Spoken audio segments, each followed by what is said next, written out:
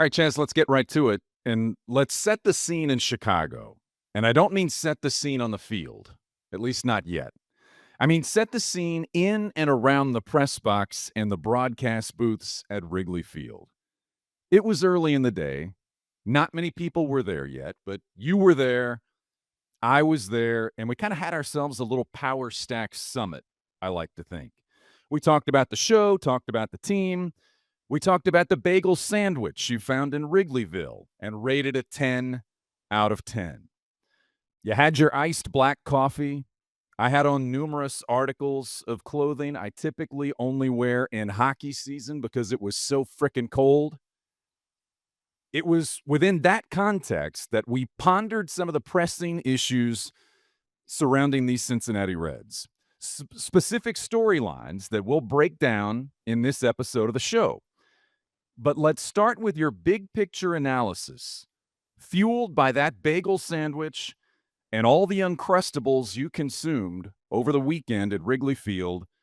What was your biggest takeaway from a 1-2 weekend against the first-place Cubs? What we saw was that the Cubs lineup is better than the Reds pitching staff, even though the Reds pitching staff is supposed to be the strength of the team. And what we saw is that the Cubs pitching staff, which has been their weakness, is better than the Reds lineup. There is a gap, there is a gulf, and more importantly, there's a quality that the Cubs have, their comeback magic, how they're never out of it. How much that 6-2 lead the Reds had as they won on Friday felt dangerous, but the Cubs' 3-run lead on Sunday felt safe. That's just who these teams are right now, and it's not just an 8.5 game separating them. It's 4 spots in the NL Central separating these teams right now. Last show, I said it felt like a letdown to not sweep the Royals in Kansas City. Reds had a great bounce back, as you said, and beat the Cubs on Friday, but then Cubs fans sprang back to life, and joy returned to Wrigleyville for those Saturday and Sunday games at the ballpark. And the Reds have now played the Cubs 6 times in a very, very short, tight window, and the Cubs have won 4 of those matchups. Welcome into Power Stacks, proud members of the Growler Podcast Network. Coming up on the show this week, who are they? The Reds consider their offensive identity, and we'll hear from hitting coach Chris Valaika on that. Also, in-game conversations with Chaz in Chicago. What was the one recurring theme? I can't wait for the answer to that. And what to do when one of your best players isn't one of your best players. We ponder that question as well. But first, let's start with this. Continuing on the games in Chicago, Chaz, both Gavin Lux and Andrew Abbott, essentially after the Friday game, said something to the effect of, we're gelling, we're clicking, things feel like we're about to go on a run. You talked to Emilio Pagan, and he kind of modified or tempered that statement and said, look, we've said that before. Let's just keep playing good baseball. How do you measure those two assessments in Chicago from some of those players and what the vibe maybe was in the clubhouse? Here's the issue, and I agree with Abbott. I agree with Lux. Nick Martinez said something similar. The Reds were getting much, much closer to kind of showing their potential, to as close as they've been all season, to firing on all cylinders. The offense was kind of lost in April. It's had its bad games, but May has felt much more solid. May has felt more stable. They have cut down on base running mistakes significantly. The defense isn't there yet, but it's improved. All these things were trending in the right direction, and it still wasn't good enough. It made it the type of stretch that, even though they had some injuries, they've had no major injuries, I guess, except for this time Hayes is now missed. It's not like they've been missing their best guys. I guess Hunter too, but the pitching staff has held its end of the bargain there. The fact that the Reds were playing what felt like solid ball and we're still 13 and 15 in May, that's a reality check. And that's also the type of stretch that you look at the end of the season and you're like, man, you wish you wish the Reds were able to turn it up a bit in May and win some of those games. And they had 4 of those games against the Cubs that they lost that easily could have gone the other way. All right, so we'll see where that goes when the Reds now get back to Great American Ballpark. There's still a division team waiting to start this week in Cincinnati. All that's ahead on the show, but we can talk about baseball games. We can laugh about things we experienced in Wrigley Field. Clearly, not everything fits into that category. And the story with Elly De La Cruz in Chicago over the weekend was a very difficult story for De La Cruz and his family, as it was reported that his older sister over the weekend in the Dominican passed away. And then De La Cruz continued to play the rest of the weekend and the rest of the series. And we talked as a group with Terry Francona about that, about De La Cruz still being in the lineup on Sunday morning. Charlie, what about this story? And you reported essentially how De La Cruz played, but more importantly, how Francona and his teammates supported him through the weekend and will continue to do exactly that. So the first time I interviewed Elly was in February of 2022, kind of before he was a top 100 prospect. And that day he talked for 10 minutes about his mom and talking about how much his family meant to him and really getting into some specifics there. And very, very understandably so. Elly, the role his family plays in his life, but then kind of the privacy that he has established kind of since that interview. We haven't seen his parents, taking photos with him at the ballpark. We even seen his siblings around, like maybe you do some other people. And that's kind of a reminder of how tough this is for Elly. We forget he's 23 years old with an overwhelming amount of fame and people who he really loves counting on him. And he's trying to handle all that pressure and all that spotlight and all that attention. And he can never, take a breath almost. He's constantly going. He's constantly playing in 162 games. And he can never, again, like that they're just, and I've talked to guys on the team about this, he can't go to get a cup of coffee down the street on the road because it's Elliot. This is just a different experience for him with some of the good and then with some of the tragic that we saw this week. And he's a 23-year-old figuring out how to handle all this. You give him a lot of grace because it's different when you're at the type of status and fame that he is, also dealing with a loss. So obviously the sister was young, Elly's still young in his life, just really tragic and a reminder of, obviously first thoughts are with his sister and his family, how wild of an experience this all is for Elly trying to figure all this out. Yeah, and we still don't know what the grieving process will look like for De La Cruz and his family. Terry Francona said, look, we're going to talk to him and find out what he and his family believe are best for him, and then we're going to fully support him and his family in that. And baseball clearly takes a back seat. But you got a little window into De La Cruz and how he's coping by the fact that he wanted to play in Chicago and by the fact that he had an incredible game. Even though he didn't speak post-game Sunday after the game in Chicago, he had an incredible game, and that meant something to him and his family in some way to honor his sister, I'm sure. The message kind of around the clubhouse was kind of, let's pick Elly up today. And now, of course, Elly was the one who picked the team up offensively, but here's Reds reliever Brent Suter on kind of his message to Elly. Brent's kind of an emotional leader in this clubhouse with stuff like this. And, Brent even shared that his grandmother passed away a few days ago. And, our thoughts with him and his family as well. Just a reminder, and you'll hear me talk about this, how we never know what these guys are going through. So here we go, Brent Suter on Elly and just dealing with all this. Can't believe it. I mean, he was like a warrior effort out there.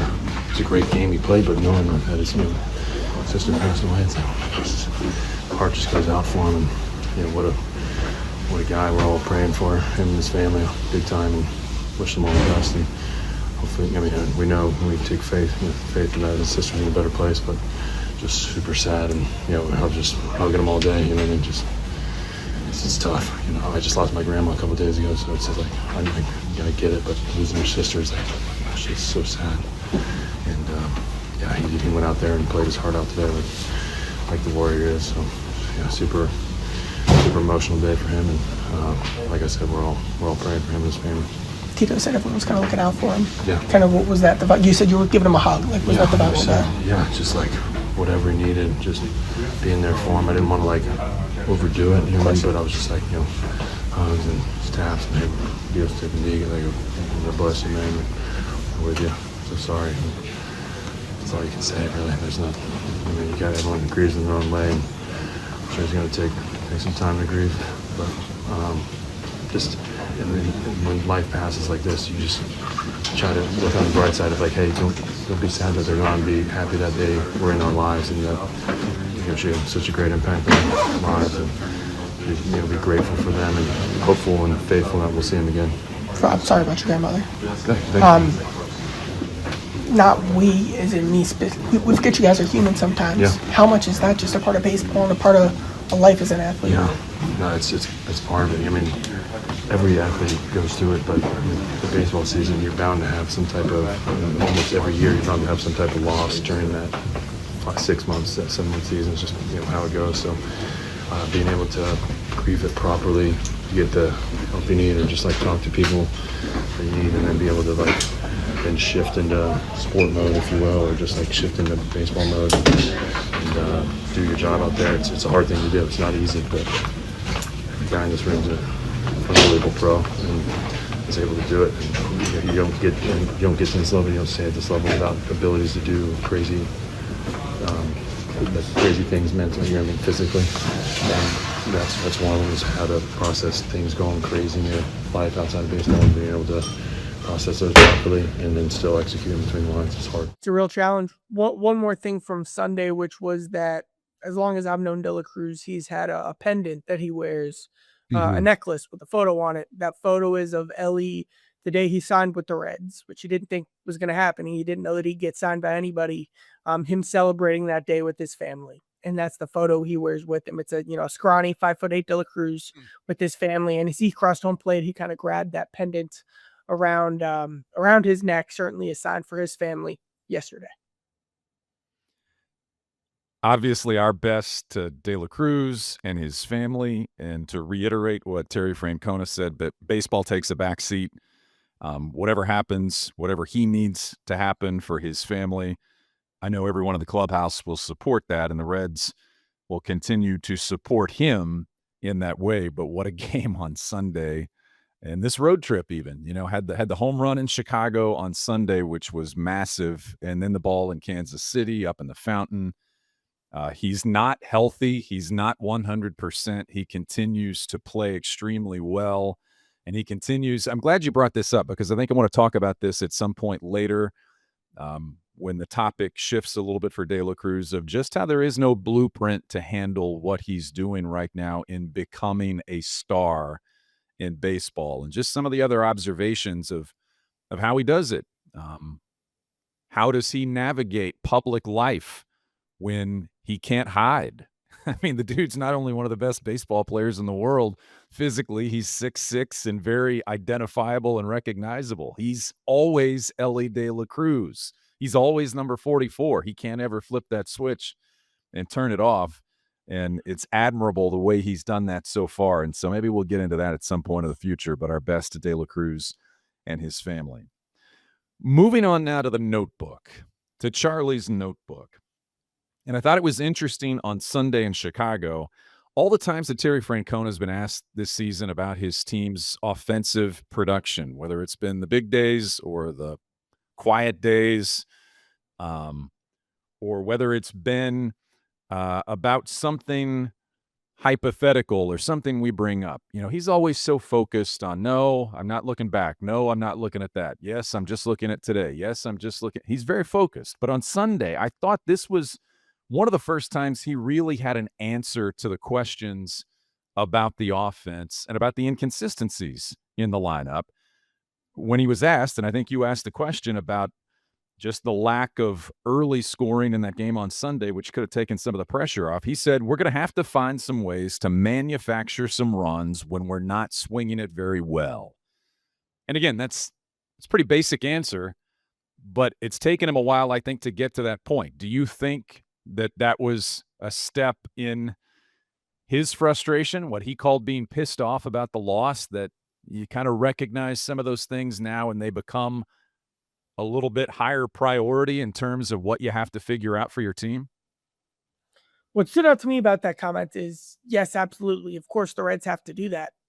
all this situational hitting stuff, stringing sequences together, moving runners over, putting the ball in play, using the bunt more.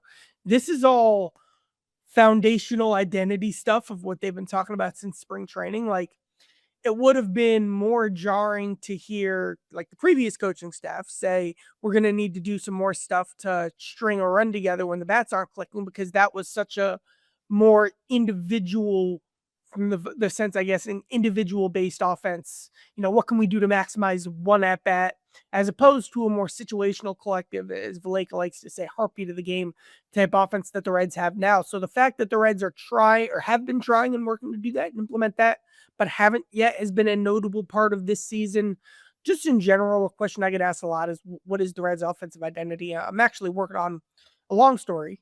The Reds are actually making a lot of changes behind the scenes, like a lot of changes behind the scenes. It's not paying off yet with hits at the big league level, but a snippet of that conversation. Here's Chris Valaika talking about offensive identity, what they're trying to establish, and kind of his take on what the Reds can do right now. I think we've done a really good job controlling the strike zone. I think we're in the top 5 or something in walks right now. So we're finding ways on base. I think we can still be a little bit more aggressive in the strike zone and get back to some of the impact or the power potential that we've shown in the past.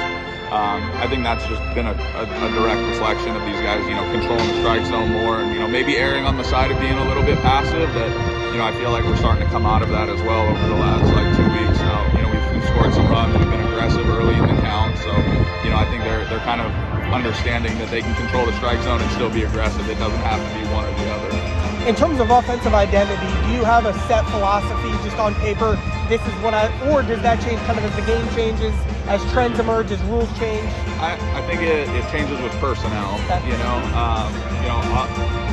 I believe in maybe it's traditional or whatever you want to call it, but I think there's always a place for the situational hitting. I feel like there's always a place for bunting. I feel like if you play to the scoreboard, the game kind of takes care of itself. So there's times with depending on base state where the at-bats, the players at bat, look to change the score. You're in scoring position with your bat in your hand. Other times contact is king. You get runners in scoring position, you have to put the ball forward, even if it's, maybe not a most productive angle or something like that, but you make them play defense, you make plays. So I think those are kind of like the standards or the absolutes for me, is just playing to the scoreboard. How we get there, it's going to be dependent on personnel more than anything. So that's the message that the Lake is telling, and I've confirmed that with multiple players as well. That's what they're telling the players. That's what they're trying to do. That's what they're trying to establish. And it's just about, the game planning and the approach and the execution and how that all ties together, being prepared and then being ready for that moment when you have to do a certain thing, being ready to get that job done and being able to get that job done. And shout out to the organist at Wrigley Field for the, for the underlying music track. What's that? Did you catch the Phineas and Ferb theme song that he was rocking out playing? Do you really think I caught the Phineas and Ferb theme song? That's going to be a no. I mean, this is a true story. Maybe or not, maybe not. This happened. I was talking to a Reds executive on the field, and I hear it. I go, "Hey, that's the Phineas and Ferb theme song," and he also had a similar reaction. But returns this week after 10 years. Phineas and Ferb, it's back. Revival. All righty then. Thanks for that. Thanks. Oh, I wanted to point this out. Look, I'm back to the home field advantage. The bell is back. Are you glad the bell is back? I'm seeing in the comments, Kent knows the song. Producer Kent knows the song. Producer Kent, I'm not in that crowd. I don't know the song, so no, I didn't know that one. There was probably some Steely Dan or something he played later that you didn't know. So that's fair. We'll call it even. We'll call it even. Okay, now we're gonna get to Tito's top 2. And I teased this, and I meant it when I teased it, that sitting in the press box next to Chaz for 3 games in Chicago, not that I don't sit next to Chaz in the press box for every game at home, because we do share that real estate at Great American Ballpark. But if you want to get to Chaz right now, if you want to watch for a reaction or you want to hear what he really thinks, he's got a little bit of a take on Santiago Espinal as the Reds' number 2 hitter. And I'm not really even going to get in the way of anything else you might say. I'm just going to leave it right there, push it out onto the table, Santiago Espinal is hitting second for the Reds, and then I'm just going to hope that you have somewhat of the same reaction right now that you had over the weekend in Chicago. I want to start here because you kind of come full circle on these things. Santiago Espinal has become such a polarizing figure that he has become underrated. He's a perfect bench piece. He's saved the Reds multiple times over the last few seasons. I think he actually is a sneaky guy who could be a Red for the next 5-7 years or something like that, and just have a career as a guy who just there's always a spot for him. There's one argument to hit Santiago Espinal second, and it's not analytical. It's not based on matchups. It's not based on lineup construction. The only argument to hit Santiago Espinal second is that, Terry Francona said all along, he doesn't want to shake up the lineup because he believes in the long game. How long's the long game? Is it 2 months into a season? He hasn't had that major lineup shakeup in the top half yet. And to preserve that, he just slotted Espinal right in the 2-hole. And I take on Espinal in the 2-hole. It's not controversial. It's that there's just no argument. You saw the Royals especially game plan to feast on Espinal in that spot. Kind of the inning that defined the Cubs series on the road was them using the opener in the first inning on Saturday, neutralizing the lefties, not having to worry about Espinal, who's being overexposed right now, and establishing that momentum, and then game over. It felt like. So he shouldn't be hitting second. He also shouldn't be. He also shouldn't be the target. But it's just not the optimal way to use this roster unless you're looking at the long game. But the long game is the Reds 2 games under 500 through the first 2 months of the season. Okay, so I've said before, I don't obsess about the lineup like a lot of people. So make the lineup for me. Who hits second and where does Espinal hit? He's cooled down a bit since I kind of planted this flag. I'm going to copy and paste my spreadsheet right now. I'm going to do something bold, and I'm also going to put Christian Encarnacion Strand in this mix because he could return in the next few days. So as opposed to making a lineup for today, let's say CES is back and he's in there as well. Friedel lead off. I admit I got that wrong. Wait. You can't insert hurt players right now because Santiago Espinal is hitting second with the current players who are injured and who are out. So don't give me a hypothetical with an injured player is returning. So here's how it would look. You got me. All right. Yes, got it. Lineup right now. I got this one wrong. I said TJ Friedel wasn't the perfect fit for the leadoff spot at the top of the season. Dead wrong. Now, I'd love to hit Elly too, but that would probably reflect one, a massive shakeup for him and where he's at.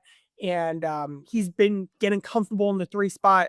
And 2, that just makes it too left-handed dependent at the top of the lineup. I think they've been really reluctant to put another lefty up there when you look at how much teams have been game planning with left-handed pitching up there. So I'll keep Elly third. He's cooled off since I initially planted this flag. I'd hit Steer second. I think his timing looks good. I think he is more of a contact hitter than a power hitter that he's been, which you'd like to see change, but I think he can punish left-handed pitching the most. So that's Friedel, Steer, De La Cruz. Then give me to split up the left-right matchup, Stevenson, who I like where he's at, followed by Lux. Then you'd want a righty in there. So I'd have Espinal hitting 1, 2, 3, 4, 5, 6.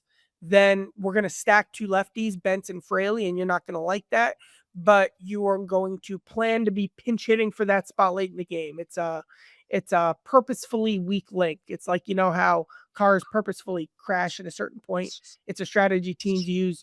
Stack 2 lefties and then just be ready to pinch hit for them.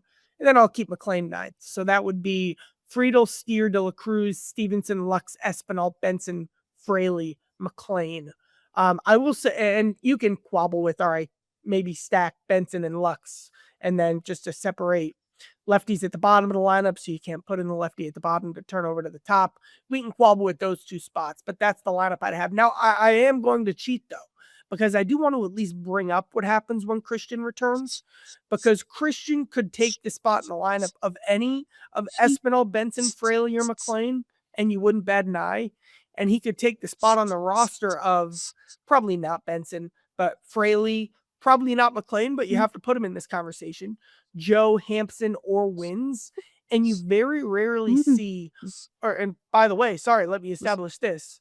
They also didn't, in terms of to the media, guarantee CES a roster spot when he comes back. Now, I expect that to happen, but he's a guy with like a 450 OPS this season who doesn't help the team from a defensive versatility standpoint. So there understandably aren't guarantees there. He's in that tier of players. And the big problem with the Reds is that Espinal, Benson, Fraley, McLain and CES are all in one tier with very little delineation. And that tier isn't good enough. And if you wanted to pick one of the 5 right now, it'd be very tough to project you'd have the better June in that group. And you have Joe and Hampson, who you know what they are on your bench. You have Wins, you know what his role is on your bench, and you have no help ready to contribute in AAA. So that's kind of how the Reds feel stuck right now from a roster perspective. For anyone listening or watching this, when I say that I don't obsess about the lineup, my partner Chaz is the complete opposite based on the response that was just given to that one question. I didn't get the clock on it, but you went for a while on the lineup. 3 minutes. It was 3 minutes, probably. It was deeply thought, deeply reasoned. I respect that. But I don't know. Right now, I don't know. We're going to leave it at that. But the tail end of that discussion led us right into Matt McLain. Terry Francona has been in Matt McLain's corner from day one. I don't know anybody that's not in Matt McLain's corner. But what I said in the tease is when one of your best players is not one of your best players, that's not only Matt McLain right now. He's somewhere well below best players or what he has been. But the thinking and the handling of this situation is different in a lot of ways because why? Well, first of all, it starts with Terry Francona's valuation of him, which is, I'm as much of a Matt McLain guy as anybody. Tito said, I just believe he's going to get hot. Next, you go to his defense. McLain is playing a high level second base. He's missed a few more plays recently, but still, he is one of the best defensive second basemen in MLB. And 3, I always say to anyone who people, whatever, on the street or wherever say, hey, they should send Matt McLain barbershop? down. Sure. Did you go respond today?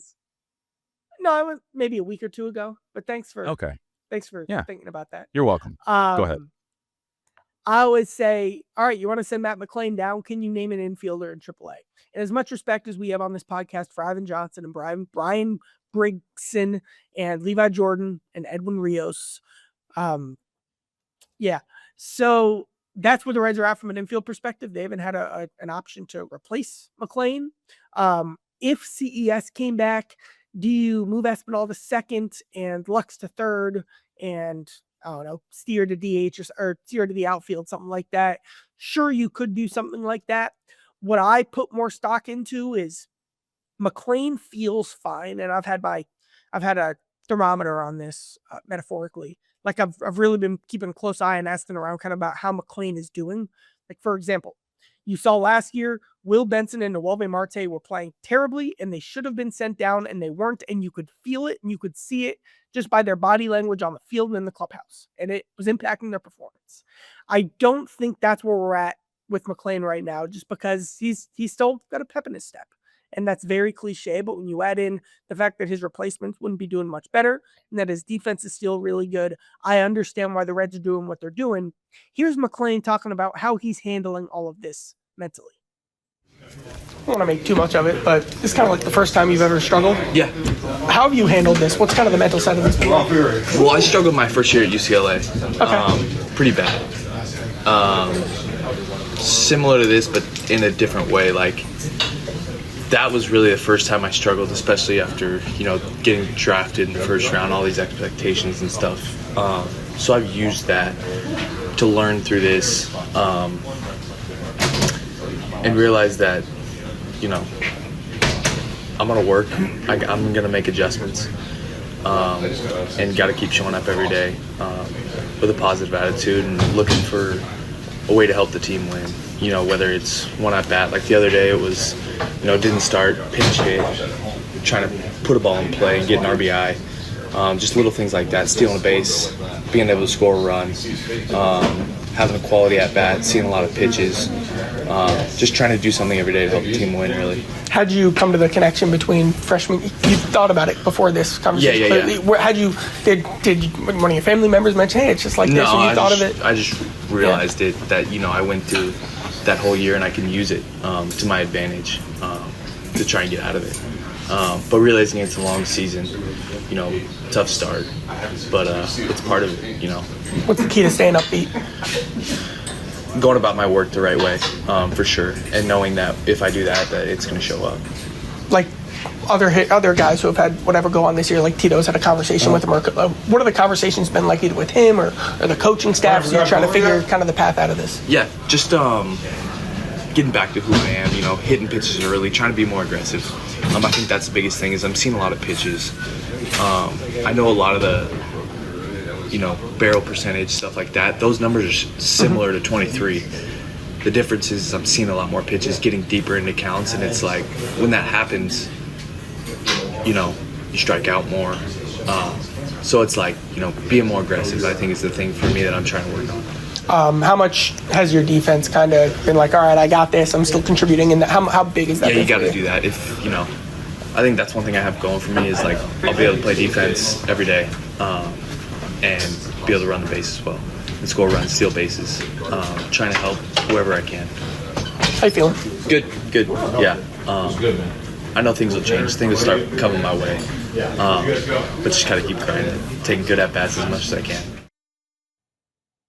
There's Matt. And from a pure baseball perspective, just to dive into it a little more, what it is McLain is just getting into 2 strike counts so quickly. And the focus has been, pitch 1, pitch 2, pitch 3 of the at-bats. Because when they get to 2 strikes in 2025, you're going to be well behind the 8 ball in Major League Baseball as a hitter in this era. McLain, and he's trying to be more aggressive, but then still, you look up, and I do look up every time he's at bat. I specifically check the count and see how quickly he's getting to 2 strikes. And it's been pretty quick. The trend continued this week. So preventing those situations is what McLain has to do to get better. It'll change if McLain, when I say it, the Reds offense will change if McLain gets out of this, if he works his way out of this. And, it's been a little bit right now, but he didn't play all of last season. We keep reminding ourselves of that.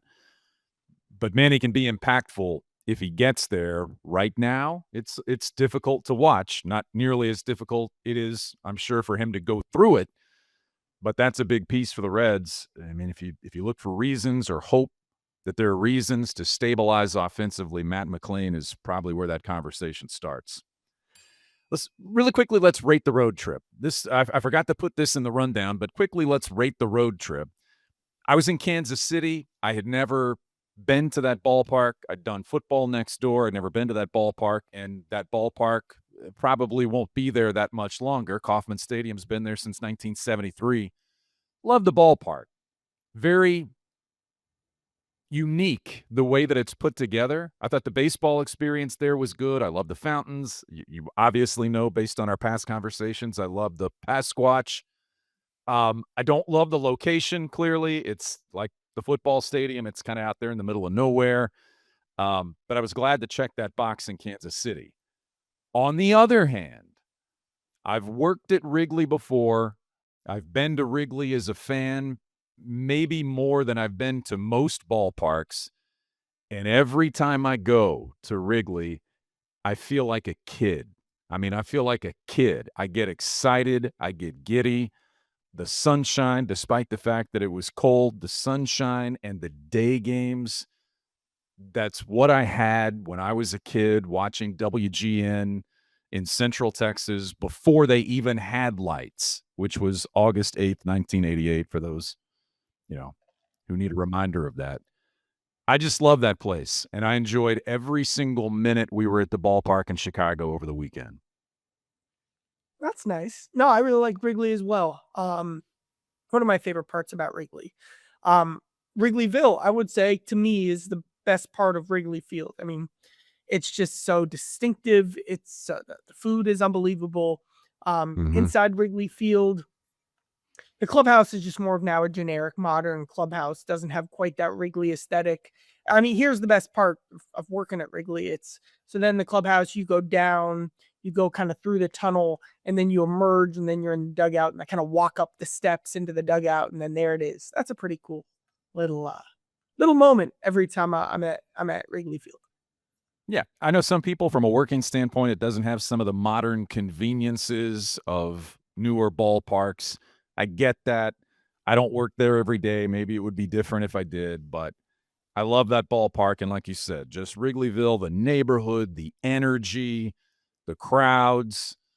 You can say what you want in Cincinnati. People hate Cubs fans. You should. That's a division rival. But from a home field atmosphere and energy, it's one of the best out there. So I enjoyed that thoroughly. You brought up Christian Encarnacion Strand before. Quick update that we got in Chicago this weekend. What do the Reds see for him, and how quickly might that happen? The rehab assignment was tentatively scheduled out through the weekend, and kind of that would be a reassess, reevaluate, determine the plan, check-in point with CES. I'm sure his results at the plate over the weekend were certainly noted, and he's playing, and he's playing an entire game, so that would seem to be that he's pretty close. Austin Hayes starting to move around a bit more, still pretty sore. Jamer Candelario starting a rehab assignment. Those are the big ones from an injury standpoint. All right, that's good. Also, looking ahead now, the Milwaukee Brewers, who it really doesn't matter what they've done recently, they always seem to have the Reds' number. They're in Cincinnati this week. They've won 7 in a row. They just swept the Phillies in Philadelphia. How do you see this series and how the Reds potentially could bounce back or get some of that good vibe back against another division team that is north of them in the standings? Well, when the Reds faced the Brewers the first time this season, the rotation was in I think I said this on the show, in one of the worst spots I've ever seen a rotation. It was guys who I barely heard of starting and pitching 6 shutout innings against the Reds. Well, the Brewers have gotten healthy. They've gotten back to full strength. And now it's Aaron Savali, an established, reliable starter, who's been hurt for most of the year, starting the opener. It's Freddie Peralta, their ace, who the Reds missed the first time through, starting game 2. And it's TBD for game 3. I don't know who that'll be. But what I do know is they have an abundance of starting pitching riches right now. So what it will be is a real big league guy, as opposed to the Reds didn't see real big league guys the first time these two teams played. It's also a Brewers team that was in an offensive dead spot kind of in the middle of May, and they've gotten out of it as well, and they've started playing much better. So the Reds are kind of facing the Brewers at a bad time, and they'll have to earn this series. That will be Great American Ballpark Monday, Tuesday, and Wednesday as we send you off into your work week and your baseball week with that thought. Quick shout out to Marissa, Power Stacks listener Marissa, who sent us the photo of listening to Power Stacks while she did the Red Legs run at Great American Ballpark this weekend. She has been elevated, as I said, to A1 listener status, and we would encourage more of you in the Power Stacks crowd. Share a photo, share a review, share with someone what you like or don't like about this podcast. But we like to hear the feedback, and we certainly like to hear from people and see people like Marissa. So thanks, and that is a ring of the bell for her.